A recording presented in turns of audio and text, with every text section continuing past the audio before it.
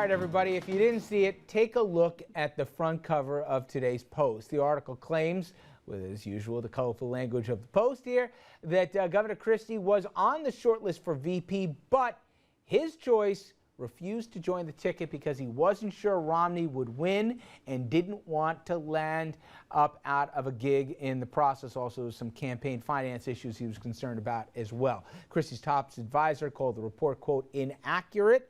And he's scheduled, though, Christie, that is, to give, as Dominic said, the keynote speech tomorrow.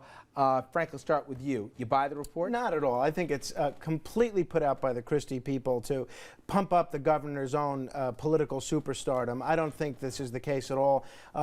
First of all, we saw this a week ago, that the reason he wasn't selected is because he refused to resign as governor of New Jersey. That was even referenced as this in this article, too. That's such nonsense.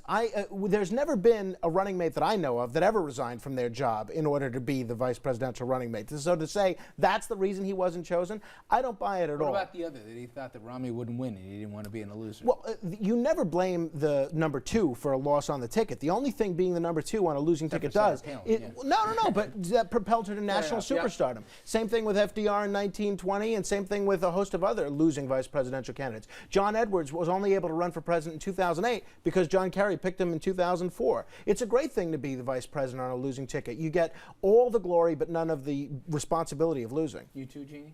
Well, you know, listen, he was on the short list. We knew that. Now, not the last three, but he was apparently on the last 5 or 6. So there may be some truth to that. Now, did he pull himself out of it because he thought Romney was going to lose or because he didn't want to give up his governorship? I agree with Frank. No way. Nobody gives up their day job in order to run for VP. It's never happened. And listen, he should have taken it if it was offered and he thought Romney was going to lose because that perfectly situates him to run into 2016. So guess what would have he should have taken it if he thought Romney was going to lose. So that doesn't ring true to me either. Sorry. No way, no how. Richard, the entire report in today's New York Post is laughable.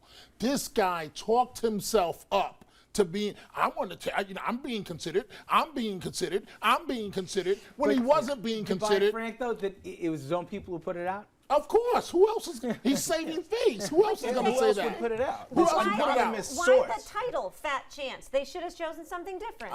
Because that's the Post-selling newspapers, and I know a thing or two about that. But the thing with Chris Christie is that no one talks about, and which I would love to hear some of the folks that are going to be clapping like seals tomorrow when he gives a speech. He has become the king of corporate welfare. He gave $300 million to the Revel Casino in Atlantic City, which has been a failed venture. He's in bed with these halfway houses that are all campaign contributors. All the while, spending has increased, and he wants to cut taxes. Where are the people? Why are you letting facts get in the way of a good story? No, because I would love to hear, after these people are going nuts for him tomorrow. The New Jersey's comeback story, you know, the whole ad campaign, that will not be mentioned in his address tomorrow. How about the fact that every city in New Jersey is laying off cops? Are they going to ask that? That story is fabricated as well. The comeback story. How about that one? Whatever. I'll let you have the last word on that one. All right.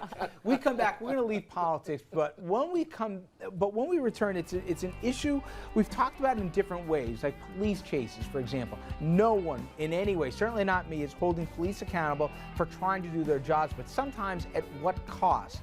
This latest incident here, the aftermath of a shooting outside of the Empire State Building. Many are asking if different procedures could have possibly contained the damage. We're going to speak to an expert on the issue right after this. Stay with us.